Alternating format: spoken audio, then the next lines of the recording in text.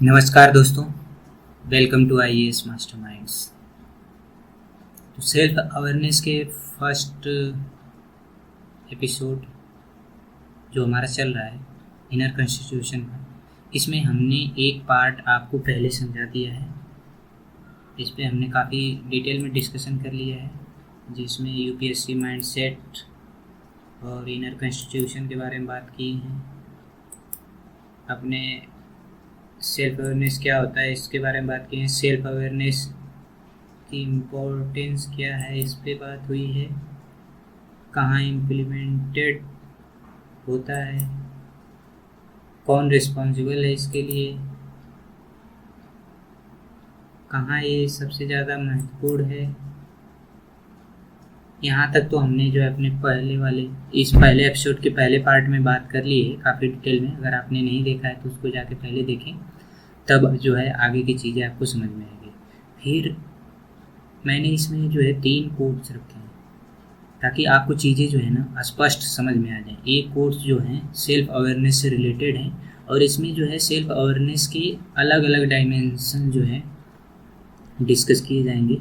और ये काफ़ी फेमस पर्सनालिटी के कोट्स हैं। जैसे पहला है, knowing your self is the beginning of all wisdom, Aristotle का है। दूसरा है, everything that irritates us about other can lead us to an understanding of ourselves, Carl Jung का है। तीसरा कोट है, you cannot get away from yourself by moving from one place to another place, Ernest Hemingway का है। इन तीनों quotes की खास बात यह है कि ये सेल्फ अवेयरनेस की बात करते हैं और 3 तरीके से। जब आप इन तीनों कोट्स को आसानी से समझ लेंगे तब जो है आपके अंदर जो इमोशनल अवेयरनेस की जो ज़रूरत है, सेल्फ अवेयरनेस की, उसको जो है आप ठीक से समझ पाएंगे और आप जो है सेल्फ अवेयर बन पाएंगे। तो हम बात करते हैं, सबसे पहला जो है एरिस्टोटल का quote, knowing your self is the beginning of all wisdom. Aristotle कहते हैं, all true wisdom start with self knowledge. जो विजडम है ना वो सेल्फ नॉलेज से स्टार्ट होती है। Before you can understand the world, lead others, you make sound decision, you need to know. अगर आप वर्ल्ड को लीड करना चाहते हैं या कोई भी फील्ड है जहाँ आप सक्सेस होना चाहते हैं,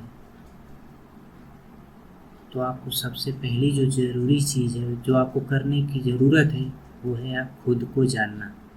खुद को जानने में है कि योर स्ट्रेंथ, आपकी स्ट्रेंथ क्या है। तो स्ट्रेंथ हम कैसे जानेंगे, किस चीज़ों पे आपको ज़्यादा विश्वास है, कौन सी चीज़ें आप जब करते हैं तो आपको ज़्यादा कॉन्फिडेंस रहता है कि ये चीज़ें हम कर लेंगे। तो वीकनेस कैसे पहचानना है, कौन सी चीज़ जो है आपको डीमोटिवेट करती है, काम जब आप करते हैं उसको टाल मटोल करते हैं, किस पे जो है कौन से काम आपको करने में डर लगता है, तो ये आपकी वीकनेस हो जाएगी। और स्ट्रेंथ और वीकनेस कैसे जाने, इस पर जो है आगे की स्लाइड में काफ़ी डिटेल से बात करी गई है, आप घबराइए मत। बस इसको जो है ये डायमेंशन समझने की कोशिश करिए। 3 कोट के माध्यम से सेल्फ अवेयरनेस की जो 3 डायमेंशन है उसको आप समझने की कोशिश कीजिए। अभी घबराने की जरूरत नहीं है, आगे वाली स्लाइड में हम इस पर काफ़ी डिटेल में बात करेंगे। फिर है थर्ड जो है, योर वैल्यूज़, मतलब आपके वैल्यूज़ जिसे मूल्य कहते हैं, आपके लिए क्या चीज़ महत्वपूर्ण है। जैसे अगर आप ईमानदार हैं तो ईमानदारी का जो वैल्यूज़ है वो आपके लिए बहुत महत्वपूर्ण है, इससे आप समझौता नहीं कर सकते। इसी तरह किसी के लिए पैसा ज़्यादा इम्पोर्टेंस होता है, किसी के लिए कोई जो किसी की मदद करना ज़्यादा इम्पोर्टेंस होता है। तो जो वैल्यूज़ हैं आपके अंदर उसको जानना। फिर your desire and fears, what truly drives your choice, जो आप निर्णय लेते हैं, चॉइस करते हैं। जैसे आपको यूपीएससी की तैयारी करनी है तो कौन सी जो डिज़ायर है आपकी जो आपको ड्राइव करती है। जैसे कुछ लोगों को मैं देखा हूँ कि वो बस इंस्टाग्राम पे रील देखते हैं और आईएएस ऑफिसर की जो है एंट्री का वीडियो देखते हैं या उनके शादी का वीडियो देखते हैं तो उनके अंदर एकदम मतलब आग लग जाती है, अब हम भी बनेंगे। लेकिन ये चीज़ें जो है आपको बहुत ज़्यादा ड्राइव नहीं कर सकता। बस 1-2 महीना आप पढ़ाई करेंगे, फिर आपको जब लगेगा ओ माय गॉड मैं कहाँ आ गया, तो ये चीज़ें आपके अंदर ड्राइव नहीं करनी चाहिए। एक जो है एक्चुअल डिज़ायर होनी चाहिए। तो आपको पहले जानना पड़ेगा कि कौन सी चीज़ है जो आपको ड्राइव करती है।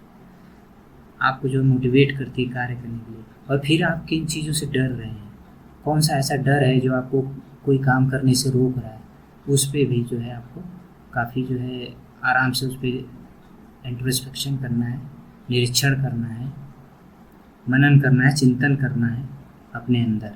Without this foundation even the smartest person may live reactively seizing what other want instead of what truly fits them। बिना इसके आप मतलब योर अपनी स्ट्रेंथ के जाने बगैर, अपनी स्ट्रेंथ और वीकनेस के जाने बगैर, अपने वैल्यूज़ को समझे बिना और अपनी डिज़ायर और फियर्स के सामना किए बिना बस आप केवल दूसरों के फॉलो करेंगे। आप आपके लिए क्या सूटेबल है आप उस पर वर्क नहीं करेंगे, बल्कि दूसरे क्या कर रहे हैं उसको फॉलो करेंगे। तो ऐसे बड़े बड़े एग्ज़ाम या कोई भी करियर आप चूज़ करें या कोई भी काम कर रहे हैं, जब आप दूसरे की स्ट्रैटेजी फॉलो करेंगे तो श्योर आप फेल होने वाले। तो आपको जो है पहले इस पर ध्यान देने की ज़रूरत है। So self knowledge is not just about introspection, it is the root of wise living, good judgement and authentic success. तो सेल्फ नॉलेज केवल अपने आप को जानना नहीं, it is the root of wise living. एक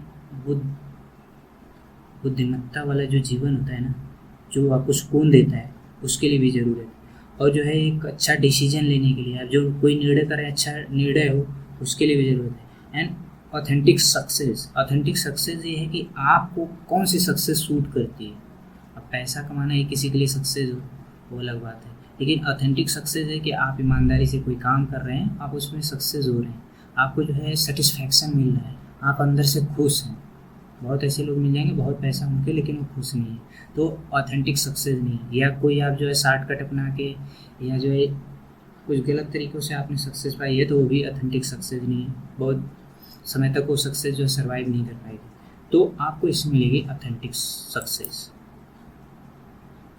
तो जब आप कर लेंगे, wisdom begin where because self knowledge gives clarity when you know who are you. आप सेल्फ नॉलेज जो होती है ना, वो आपको क्लैरिटी देगी कि आप कौन हैं, आपके अनुसार कौन सा काम सही है, आपके लिए कौन चीज़ें सूटेबल है, कौन नहीं है। फिर है यू मेक बेटर चॉइस, आप जो है बेटर चॉइस ले लेंगे जब आपको पता होगा कि आपको क्या अच्छा लगता है, क्या अच्छा नहीं लगता, आप किस फील्ड में जो है अच्छे हैं, आपकी स्ट्रेंथ क्या है, वीकनेस क्या है।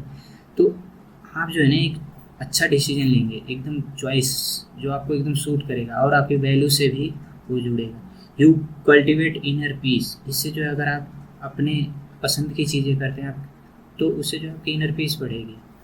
As you no longer chase what doesn't serve you, मतलब कुछ ऐसा काम नहीं करेंगे जो आपको अच्छा न लगे, बल्कि वो चीज़ें जो आपको सूट करती है, आपके माइंड को, आपकी बॉडी को, वो काम करेंगे। यू बिकेम रेजिलियंट, रेजिलियंट होता है कि जैसे आप फेल हो जाते हैं तो फिर से आप जो है आप उस चीज़ को करने के लिए एक अपने अंदर उत्साह लाते हैं, मोटिवेशन लाते हैं। वो होता है रेजिलियंट कि आप फेल हो जाते हैं तो फिर आप लड़ने के लिए तैयार होते हैं। और इसके लिए सबसे ज़रूरी चीज़ है कॉन्फिडेंस। और जब आप जानते हैं, जैसे आपने मान लीजिए यूपीएससी एग्ज़ाम दिया, एक बार आप जो है फेल हो गए, तो अगर आप सेल्फ अवेयर हैं तो आप इंट्रोस्पेक्शन करेंगे कि आपने कहाँ कमी छोड़ी, आपकी स्ट्रैटेजी में कहाँ लैक रह गई, आपको जो है और क्या करने की ज़रूरत है। तो यानी कि आपको जो है छोड़ के भागेंगे नहीं, लेकिन आप जो है उन गलतियों से में सुधार लाने की कोशिश करेंगे जो आपने पीछे कर चुके हैं। तो ये होता है रेजिलियंट, यानी कि फेल होके फिर हम लड़ने की कोशिश करते हैं एक नए उमंग उत्साह से, एक नई स्ट्रैटेजी से जो पिछले वाले से बेहतर होती है। तो ये होता है you develop compassion both your self and other. जब आप सेल्फ अवेयर होते हो तो कंपेशन होता है, एक दयालुता होती है आपके अंदर, अपने लिए भी दूसरों के लिए भी। As you realise that everyone is fighting unseen battle with him, मतलब आपको पता होता है कि सब स्ट्रगल कर रहे हैं सब, तो आपके अंदर एक कंपेशन होती है, एक जो है आप एक दयालु पर्सन की तरह काम करते हैं, इससे ये जरूरी है। तो दोस्तों ये तो हो गया एरिस्टोटल का। अब दूसरा है कार्ल जंग का। Everything that irritate us about other can lead us to an understanding of ourself. जब कोई आपको इरिटेट करता है, गुस्सा किसी की बातों से आपको गुस्सा आता है, तो ये उसके बारे में नहीं, आपके बारे में है। आपको समझने का एक तरीका मिलता है कि आपको क्यों गुस्सा है। अब जब आप इस चीज़ को जब अपने अंदर झांकने की कोशिश करेंगे तो आप सेल्फ अवेयर होंगे, आपको समझ में आएगा कि आपको किन चीज़ों से गुस्सा आता है, किन चीज़ों से दूर रहना है, या आप फिर जो है वो जो गुस्सा आया है, तो अगली बार ऐसा ना हो, उसके बारे में आप क्या क्या कदम उठा सकते हैं, इस कोट से हम समझेंगे। The core concept is projection. Jung identify that human have a natural psychological defence mechanism called projection. Jung ने आइडेंटिफाई किया कि प्रत्येक आदमी के जो अंदर एक जो होता है नेचुरल साइकोलॉजिकल डिफेंस मैकेनिज्म होता है, यानी कि वो जो साइकोलॉजी होती है उसका डिफेंस उसके अंदर होता है। जो आपका इरिटेशन है तो वो दिखा रहा है कि आपके अंदर का जो डिफेंस मैकेनिज्म है वो वर्क कर रहा है। तो और आगे देखते हैं, this is where we disown and reject certain unwanted uncomfortable aspects of our own personality and instead we see them in the other people.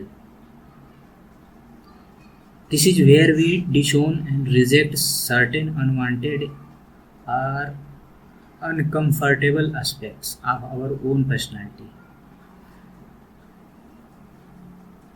कुछ ऐसी चीज़ें हमारे अंदर होती है जिसको हम रिजेक्ट कर देते हैं। इसको यहाँ पे बोला गया है shadow of self and instead we see them, जिसको हमने तो रिजेक्ट कर दिया लेकिन जब हम उसको दूसरों के अंदर देखते हैं तो हमें इरिटेशन होती है।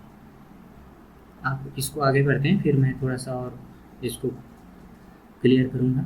We are often irritated by quality in other that we refuse to acknowledge in our self. हम उन क्वालिटी, दूसरों में उन क्वालिटी से इरिटेट होते हैं जो हमने अपने अंदर उसको जो है रिफ्यूज़ कर रखा है, मतलब हम नहीं मानते। जैसे हम आलसी नहीं हैं, हमने आलस मिटा दिया है, या हम जो है एरोगेंट नहीं हैं, मैंने जो है ऐसे काम नहीं करता जो एरोगेंट लोग मुझे देख कर कहें एरोगेंट हो। तो अगर वो चीज़ दूसरों में देखती है तो हमें गुस्सा आता है। The irritation is a signal of flare sent up from our unconscious pointing directly to disown part of our own psyche. तो ये हमारी जो ओन साइकी है ना उसको दिखाता है। तो इसको हम थोड़ा सा डिटेल्स में बात करेंगे क्या है। When someone irritates you, be the arrogance, laziness, neediness, incompetence, your first reaction is likely to see the problem as entirely theirs. यदि आपको किसी का एरोगेंस देख के, उसकी आलसपन देख के, उसकी नीडीनेस या इनकम्पिटेंसी जब देख के आपको गुस्सा आता है, तो ये आपके अंदर वो चीज़ें जो है शो करती हैं। आप ऐसा क्यों करें? इसके लिए Jung ask to pause at this moment of irritation. He suggest that the intensity of your reaction is not often disproportionate to the other person action. That excess emotions is your first clue that something internal has been triggered. जब आपको किसी के कार्य से आपको गुस्सा आता है, जिसमें हो सकता है कोई भी गुण हो, जैसे एरोगेंस कोई दिखा रहा है आपको गुस्सा आ रहा है, लेजीनेस दिखा रहा है यानी आलस कर रहा है तो आपको गुस्सा आ रहा है, वो कोई चीज़ मांग रहा है, बता रहा है कि मुझे ज़रूरत है, आपको गुस्सा आ रहा है, वो कोई इनकम्पिटेंस है यानी अयोग्य है या उसके अंदर कुछ कमी है जिसे देखकर आपको गुस्सा आ रहा है। तो आपको अपने अंदर आपको देखना पड़ेगा कौन सी चीज़ है जो आपको गुस्सा दिला रही है। द मिरर अदर, दूसरा है the mirror other reflect your unconscious self. सामने वाला अगर आपको गुस्सा दिला रहा है तो आपके लिए एक मिरर है, आप उसमें झांक के अपने आप को समझ सकते हैं। The person irritating you holding up a mirror, you are seeing a reflection of your own shadow. वो जो आपको गुस्सा आ रहा है ना, तो आप अपनी शैडो है उसमें देख रहे हैं। The part of your self you have repressed, मतलब आपने कुछ ऐसा दबा रखा अपने अंदर, कुछ चीज़ों हैं जिनको आप डिनाई कर रहे हैं, कुछ ऐसी चीज़ें हैं जिसको आप एक्सेप्ट नहीं कर रहे। जैसे example, I must never be lazy, जैसे आप करें मैं कभी जो है लेजी नहीं रहूँ, आलसी नहीं हूँ। It's weak to be needy, मैं सो नहीं करता। फॉर एग्जाम्पल, आप थोड़ा सा डिटेल में समझते हैं। If you are furious at colleague arrogance, यदि आप जो है अपने कलीग के एरोगेंस पे गुस्सा करें, it might be because you were taught that self promotion is shameful. जैसे आप सोचते हैं कि अपना जो है प्रमोशन करना ये जो काफ़ी शर्मिंदगी की बात है, and you brutally suppressed any impulse to boast about your own accomplishments. आप अपनी बड़ाई करने की जो भावना होती है उसको आपने दबा रखा है। तो दियर एरोगेंस, अगर आप ऐसी चीज़ों को एरोगेंट मानते हैं और कोई जो है एरोगेंस दिखा रहा है, तो their arrogance irritates you because it tempts that suppressed part of you. तो आपको गुस्सा इसलिए आ रहा है क्योंकि आपने सप्रेस्ड कर रखा है। मान लीजिए कोई है जो अपनी चीज़ें बताता है, अपनी बड़ाई करता है, उसको अगर वैसा पर्सन मिले तो उसे गुस्सा नहीं करेगा, क्योंकि आपने जो है उसको दबा रखा है अपनी उस भावना को, जो कि एक नेचुरल है। लोग जो अपने बारे में बताते हैं, हालांकि इसको बुरा माना जाता है, लेकिन ये एक लिमिट में उसको सही भी माना जाता है। जैसे जब तक आप अपने बारे में बताएंगे नहीं तो कोई उस चीज़ को जान नहीं पाएगा। तो अगर आपको गुस्सा आ रहा है ना, तो आपको समझने की ज़रूरत है कि आपने इस चीज़ को अपने अंदर दबा रखा है। आप चाहते हैं इसको बताना, लेकिन आपने उसको दबा रखा है। तो ये जो है आपके अंदर है। जैसे if you are constantly annoyed by a friend of neediness, it might be because you have disowned और your own needs and vulnerabilities. Considering them a weakness, their neediness force you to confront what you deny in yourself. मान लीजिए आपको भी कोई चीज़ की ज़रूरत होती है, आपने नहीं मांगा, आप जो है या तो सामान ला दिए या कुछ भी कर दिए। जैसे कुछ होता है कि कुछ लोग आके रोना शुरू कर देते हैं कि यार हम बहुत गरीब हैं, मेरी हेल्प कर दो, ये वो। तो ये कुछ लोगों को देख कर गुस्सा आता है, क्योंकि वो खुद नीडीनेस होते हैं, उनको भी ज़रूरत होती है, लेकिन वो किसी से मांगते नहीं, थोड़ा कम में चला लेते हैं या फिर कुछ उसको जो है अपनी कुछ चीज़ों में कटौती करते हैं। लेकिन अगर कोई ऐसा कर रहा है तो उन्हें गुस्सा आएगा।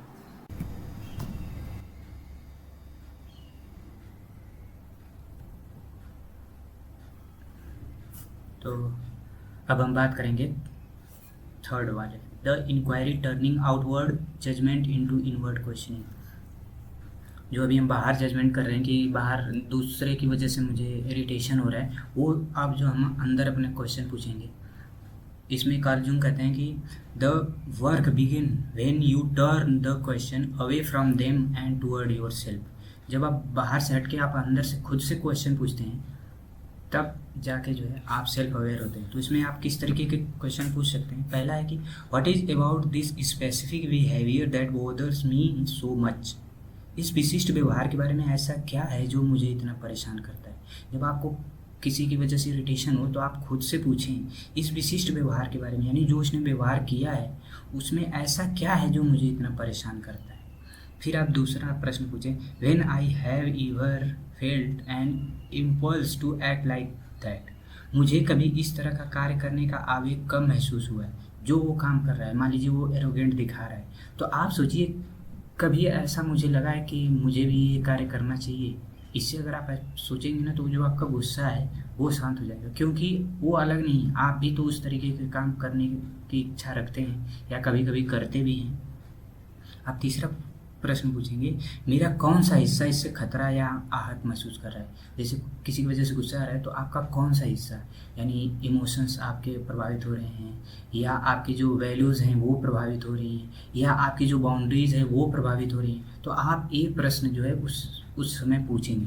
फिर लास्ट प्रश्न पूछेंगे कि अगर मैं ईमानदार हूँ तो मैंने ऐसा कुछ कब किया है। मतलब आप सोच रहे हैं कि मैं तो ईमानदार हूँ या मैं एरोगेंट नहीं हूँ, लेकिन वो एरोगेंट है, तो आप खुद से पूछिए कि आपने कब ऐसा काम किया है। आपने भी वो काम किया होगा, ह्यूमन नेचर है, सब लोग कभी न कभी गलतियाँ किए होते हैं। तो आप भी खुद से पूछिए कि मैंने वो काम कब किया है।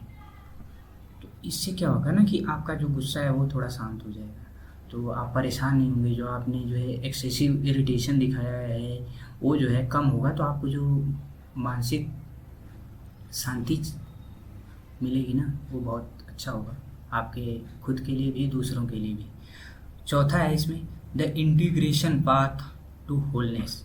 इसका मतलब ये होता है कि जब इंटीग्रेशन करना, यानी जो बाहर की सिचुएशन है और आपके अंदर की सिचुएशन है, इन दोनों में जब डिफरेंस होता है ना, तो आपके अंदर एक उथल पुथल चलने लगती है। इसको जब आप उस उथल पुथल को दूर कर लेते हैं, तो आपके अंदर एक संपूर्णता आती है। उसी को इन्होंने कहा कि the integration the path to wholeness, यानी कि आपको जो है इंटीग्रेशन करना है। वो कैसे करना है, इन्होंने बताया है कि the goal is not to condemn yourself but reclaim and integrate these disowned part. This is how we became whole, or as जंग कॉल्ड इट इंडिविजुएटेड। लक्ष्य मतलब जो आप अपने से प्रश्न पूछ रहे हैं, तो इंटीग्रेट करना है तो लक्ष्य स्वयं की निंदा करना नहीं, बल्कि इन अस्वीकृत भागों को पुनः प्राप्त करना है और एकीकृत करना है। इस तरह हम संपूर्ण हो जाते हैं, या जैसा कि जग ने कहा, इससे एक अविभाज्य हो जाते हैं। यानी कि जब आप अपने अंदर से भी वो प्रश्न पूछने की कोशिश करेंगे, तो जो आपके बाहर चीज़ें चल रही जिसकी वजह से आप परेशान हैं, और जो आपके अंदर है चीज़ें तो परेशान हो रहे हैं, लेकिन जब आप दोनों को बराबर कर लेंगे, यानी बाहर वाली चीज़ों और आपके अंदर जो चल रहा है, दोनों को अगर आप संतुलित करते हैं, तो आप एकदम रिलैक्स रहेंगे। आपको कोई इरिटेशन नहीं होगा, गुस्सा नहीं होगा, आप स्ट्रेस नहीं होंगे, कोई टेंशन नहीं होगा। ये जो है ना, लाना बहुत ज़रूरी है। आप किसी भी फील्ड में हैं, आपको कूल रहना बहुत ज़्यादा ज़रूरी है, आपकी हेल्थ के लिए भी और जो आप काम कर रहे हो उसके लिए भी। जब आपका माइंड जो है इरिटेट हो, टेंशन में हो, तो आप जो है अपने जो आपकी मैक्सिमम प्रोडक्टिविटी है वो प्रभावित होती है। आप जो है मैक्सिमम प्रोडक्टिविटी नहीं दे पाएंगे, तो इसके लिए ज़रूरी है। If you acknowledge that you too can be lazy, arrogant or needy, you disarm the irritation. जब आप खुद कहेंगे कि मैं भी लेजी हूँ, मैं भी एरोगेंट हूँ, मैं भी कभी कभी नीडी हो जाता हूँ, तो आपके अंदर जो इरिटेशन आ रहा है ना, तो आप उसको ख़त्म कर देंगे। You became more compassionate both toward your self and the other person. तब आप जो है थोड़ा दयालु हो जाएंगे अपने प्रति भी और दूसरों के प्रति भी। You realise they are struggling with something I understand because I struggle with it too. तो मतलब आप कहेंगे कि हाँ, वो कुछ चीज़ों से स्ट्रगल कर रहा है, मैंने भी कभी किया है। तो जब आप ऐसा सोचेंगे तो आपको गुस्सा नहीं आएगा। This doesn't mean you condone bad behaviour, it means you respond from a place of conscious understanding rather than an unconscious reactively irritation। इसका मतलब ये नहीं कि आप बुरे व्यवहार की निंदा करते हैं, ये थोड़ा गलत हो गया। This doesn't mean you condone bad behaviour. इसका मतलब ये नहीं कि आप जो है बुरे बिहेवियर का समर्थन करते हैं। इसका मतलब है कि आप एक conscious understanding rather than unconscious, मतलब आप जो है कॉन्शियस होकर यानी सचेत होकर कोई डिसीजन ले रहे हैं। तो इसको जो अभी हमने बातें इतने डिटेल में करी है, उसका थोड़ा ये शॉर्ट फॉर्म है, और मैं इसका जो है थोड़ा सा और आपको विस्तार में समझाता हूँ कि ये है क्या एक्चुअली। द सिचुएशन, आपको जब गुस्सा आता है तो आप क्या करते हैं। हु इरिटेड मी, आप एक प्रश्न पूछिए, कौन मुझे गुस्सा दिलाए। What exactly did they do और से, उसने क्या एक्चुअली किया, वो मतलब एक्चुअल में उसने क्या किया है या क्या कहा है जिसकी वजह से आपको गुस्सा है। फिर सेकंड है माय इमीडिएट रिएक्शन, जो आपने वो जो घटना हुई है उसने जो किया है या कहा है, उसके बाद जो आपका रिएक्शन है, अब आपको जो है उसका मूल्यांकन करिए। व्हाट इमोशंस कम अप, मतलब आपका इमोशन क्या है। बहुत सारे इमोशंस होते हैं, इसमें एंगर है, गुस्सा है, फ्रस्ट्रेशन है, जजमेंट है, सैडनेस है, और भी 10-15 होंगे इमोशंस। तो आपको एक्चुअल में कौन सा इमोशंस आया है, आपको इसको फाइंड आउट करना पड़ेगा, खोजना पड़ेगा। जैसे एंगर, फ्रस्ट्रेशन, जजमेंट, क्या होता है, इसमें कैसे डिफरेंशिएट करना है, कैसे आप समझेंगे है क्या, ये आगे वाली स्लाइड में हम काफ़ी डिटेल में इसमें चर्चा करेंगे। अभी बस आप ये समझिए कि आपको जो है पहले जो है उसका मूल्यांकन करना है कि क्या है, कौन सा इमोशंस आया है। फिर how strong was it on scale, फिर जो है आपको स्केल पे बांटना है कि कौन सा आपका गुस्सा, क्या, कब आपने हाथ उठा दिया किसी पे, कब आपने किसी पे चिल्ला दिया। सबसे जो है बैड रिएक्शन तो ये है कि आपने किसी पे हाथ उठा दिया, ये तो बहुत बुरी बात है। उसके बाद किसी को आप चिल्ला दिए, तो ये जो है उससे थोड़ा सा कम लेवल का है। एक पे आपको गुस्सा आया, आपने जो है मतलब पूरा हाथ मुट्ठी भींच लेना कहते हैं ना उसको, वो कर दिया है। एक जो है केवल आप जो है बस आँख जो है उसको दिखा दिए, तुमने ये कैसे कर दिया। एक जो आपको अंदर से थोड़ा सा गुस्सा है, यानी कि जो एक क्रम है, इसमें आप डिसाइड करिए कि इस जो घटना हुई है अभी जिसकी वजह से आपको गुस्सा है, तो उसमें आपको जो है किस लेवल का जो है गुस्सा आया है, आप इसको बांटिए। The mirror question, do I ever behave this way even slightly, फिर जो है आप मिरर क्वेश्चन पूछिए कि क्या मैंने भी कभी ऐसा किया है। Do I secretly wish I could behave this way but stop my self, मेरा भी मन कभी ऐसा किया है जो उसने अभी किया जिसकी वजह से मुझे गुस्सा है। आप पूछिए क्या मेरा भी मन कभी ऐसा किया है। What insecurity or values of mind is being touch, कौन सी मूल्य हैं या कौन सी ऐसी चीज़ है जिससे मैं असुरक्षा की भावना उत्पन्न हुई है, आप पूछिए ऐसा क्या हुआ है। चौथा है द हिडन लेसन, तो आप जो है आपको उस घटना से एक लेसन लेना है कि मैं यहाँ पे क्या सीख सकता हूँ ताकि मैं आगे जाके ये वाली गलती न करूँ। मेच्योरिटी यही होती है ना कि जो आप एक बार गलती कर चुके हैं, अगर फिर दोबारा नहीं करना, आप बार बार वही गलती कर रहे हैं तो इसका मतलब आपके अंदर मेच्योरिटी नहीं है। What is the irritation showing me about my self, ये जो गुस्सा है मेरे बारे में क्या शो करता है। It is about my shadow, ये मेरी छाया है और मेरे किस गुण को की अवहेलना है, कौन सा मेरे जो घाव हैं जो आप या जो बाउंड्री है कौन सी जो है उसका इम्पैक्ट पड़ रहा है इसका, क्या यह मेरी छाया है, विशेषता जिसे मैं अस्वीकार करता हूँ, एक घाव जो पिछले दर्द, या एक सीमा जिसकी मुझे रक्षा करनी चाहिए के बारे में है। मतलब क्या है ऐसा चीज़ जो मुझे इरिटेट कर रहा है। फिर माई ग्रोथ चॉइस, पाँचवा है माई growth choice, how can I respond differently next time. देखिए जब गुस्सा आता है ना तो एक तो आप पे इम्पैक्ट पड़ता है उसका कि आप जो है परेशान हो जाते हैं, टेंशन में हो जाते हैं, आप वो काम नहीं कर पाते हैं ठीक से जो आप कर रहे हैं, या पढ़ाई कर रहे हैं तो अगर आप टेंशन में हैं तो पढ़ाई नहीं हो पाएगी, या आप जॉब कर रहे हैं अगर घर से कोई लड़ाई झगड़ा हुआ, अगर आप टेंशन हुआ किसी से कुछ हुआ तो आप जाके वहाँ पे अच्छा नहीं कर पाएंगे। तो ये जो है ना आपकी प्रोडक्टिविटी डाउन करता है। तो आपको जो है ना अगर कहीं गुस्सा आ रहा है तो आपको उसको जो है वहीं पे सॉल्व कर लेना चाहिए। तो इसको आप कह सकते हैं how can respond differently next time, यानी कि अगर मैं जो है वो घटना घटी अगर उसको मैं अच्छे से रिस्पॉन्ड करता तो शायद मुझे गुस्सा नहीं आता या मैं रिलैक्स रहता। जैसे कोई भी घटना हो तो पापा को आप देखिए बड़ी से बड़ी घटना पर वो रिलैक्स रहता है, लेकिन हम लोगों को इरिटेशन आ जाता है। क्यों? क्योंकि वो मैच्योर है, उनको पता है ये छोटी बात है, मैं इसको अपने पे क्यों लूँ, इससे मुझे ही प्रॉब्लम होगी, इसको यहीं पे ख़त्म कर देते हैं, इसको दिमाग में ढोने की क्या ज़रूरत है। तो वो चीज़ आपके अंदर होनी चाहिए। What small step can I take to heal balance or accept myself, मतलब ये जो घटना हुई मैं छोटा स्टेप क्या ले सकता कि जिससे मैं जो है हील अपने आप को हील कर सकूँ, मतलब अच्छा फील करवा सकूँ और मैं अपने इमोशन को बैलेंस कर सकूँ, खुद को सुरक्षित फील करवा सकूँ। तो ये चीज़ें जो है आपको सोचनी पड़ेगी ताकि आगे जाके आप किसी प्रॉब्लम में इस तरह की समस्या को आप जो है तुरंत सॉल्व कर सकें। तो ये हो गया करते हैं। अब थर्ड है अर्नेस्ट हेमिंगवे का, you cannot get away from yourself by moving from one place to another place. You cannot get away from yourself, यानी कि आप अपने से दूर नहीं जा सकते। भले आप एक सिटी में रह रहे हैं दूसरी सिटी में जाएं, आप प्लेस चेंज कर सकते हैं लेकिन आप अपने से दूर नहीं जा सकते। This line speak about inner reality of a person, their emotions, struggles and unresolved conflict. मतलब इसका मतलब है कि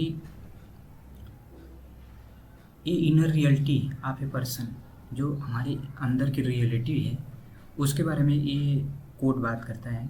डियर इमोशन, जो आपके इमोशंस हैं, आपकी स्ट्रगल्स हैं, जो आप स्ट्रगल कर रहे हैं लाइफ में, और जो आपकी कुछ समस्याएं जो सॉल्व नहीं हुई हैं वो आपको हमेशा परेशान कर रही होती हैं। तो आप जब एक प्लेस से दूसरे प्लेस पे जाते हैं तो ये भी आपके साथ जाती है। Many times people think that changing their external circumstances, shifting cities, switching job, ending relationship और travelling will automatically solve their inner turmoil. मतलब हम सोचते हैं कि जब हम जो है जॉब छोड़ दें या दूसरे सिटी में चले जाएं या कहीं घूमने चले जाएं तो हमारी जो अंदर की समस्या वो सॉल्व हो जाएगी, लेकिन ऐसा कुछ नहीं होता है, वो आपके साथ जाएगी ही जाएगी। But Hemingway remind us that no matter how far you run you carry yourself alone. आप चाहे जितना दूर चले जाइए लेकिन जो आपके अंदर चल रहा है वो आपके साथ जाएगा। इसमें if your heart is unsettled, जब आपका हृदय जो है अस्थिर है, if your mind is restless, आपका दिमाग बेचैन है, if you are wrestling with guilt, pain, dissatisfaction, आप जो है किसी गिल्ट से लड़ रहे हैं, आपको कोई दुख है, परेशान किए जा रहा है, आप असंतुष्ट हैं अपने काम से, अपने सिचुएशन से, तो आप अगर कोई प्लेस चेंज करते हैं तो ये समस्याएं सॉल्व होने वाली नहीं है, वो आपके अंदर आपको खाए जा रही हैं।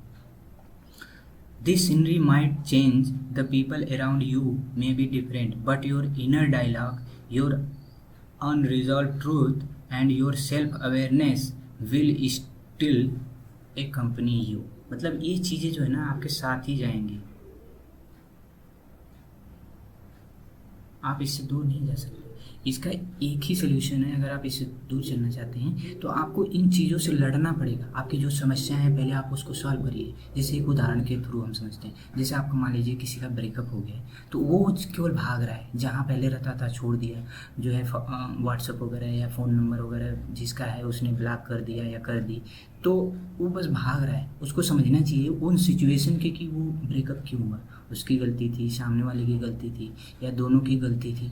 तो आपको जब उस चीज़ को आप अपने दिमाग को समझा दोगे कि मेरी भी गलती थी, उसकी भी गलती थी, चलो ठीक है, वो अब हम कहीं आगे के बारे में सोचते हैं वो चीज़ें। इसमें क्या होता है ना कि आदमी सोच रहा था कि मैंने उसके लिए इतना किया, लेकिन तब भी उसने मुझे छोड़ दिया या छोड़ दी, तो ये चीज़ उसको परेशान करती है। उसको समझना चाहिए कि हाँ हो गया, अब आगे हम बढ़ेंगे, और प्रॉब्लम हुई है मेरी तरफ से भी, उसके तरफ से भी, या जो भी है, उसको शायद मैं पसंद नहीं था या नहीं थी, तो हम इसको ख़त्म करते हैं। जब आप इस चीज़ को लड़ रहे हैं, कोई और है समस्या है आपकी जिससे आप लड़ रहे हैं, तो आपको पहले अपने दिमाग को ना समझाना पड़ेगा। ये चीज़ें ना बस दिमाग में चल रही थी। एक मैं कहीं एक कोट पढ़ा था जिसमें लिखा था कि जो समस्याएं हैं ना 90% तो हमने बस दिमाग में क्रिएट कर ली होती है। एक्चुअल में वो 10% वो प्रॉब्लम होती है, हम उसको दिमाग में इतना ज़्यादा सोच के उसको 100% कर ली होती है। यानी 90% जो है आप जो किसी समस्या से आप परेशान हैं ना, 90% आप उसको जो है सोच के उस ख़त्म कर सकते हैं। 10% ही आपको जो है वो एक्चुअल में प्रॉब्लम है। तो इसमें जो है आप उस चीज़ से लड़ सकते हैं, यही बताया गया इस कोट में, अर्नेस्ट हेमिंग्वे का। अब हम कंपेयर करते हैं कि इसमें जो है एरिस्टोटल ने कहा है नो योरसेल्फ, यानी खुद अपने बारे में जो आप अपने अंदर झांकिए। फिर कार्ल जूंग कहते हैं कि आप दूसरों के देखिए, आपका व्यवहार उनको कैसे इम्पैक्ट कर रहा है या उनका आपको कैसे इम्पैक्ट कर रहा है, ये चीज़ चेक करिए और खुद सेल्फ अवेयर बनिए। और अर्नेस्ट कहते हैं कि आपके अंदर जो है आप खुद से बच नहीं सकते, ये अपरिहार्य है। आपके अंदर जो चीज़ें चल रही है, जो इमोशंस हैं, जो आपको पेन मिला हुआ है पहले का है, जो स्ट्रगल है, उससे आपको लड़ना पड़ेगा। आप प्लेस चेंज करके इससे आप बच नहीं सकते। यहाँ तो ये हमारा सेकेंड पार्ट जो है ख़त्म हो गया। अब जो थर्ड पार्ट के बारे में बात करेंगे, जिसमें होगा the mind is the first institution, how to discover. फिर होगा इसमें इसी में बात करेंगे थर्ड पार्ट में, how to discover your strength and weakness, self awareness skills, Daniel Goleman का है। ये बहुत अच्छा बताए हैं कि कैसे सेल्फ अवेयरनेस स्किल अपने अंदर डेवलप करी जाए, उसके बारे में बात करेंगे। How to increase your self emotional awareness, कैसे इंक्रीज करेंगे।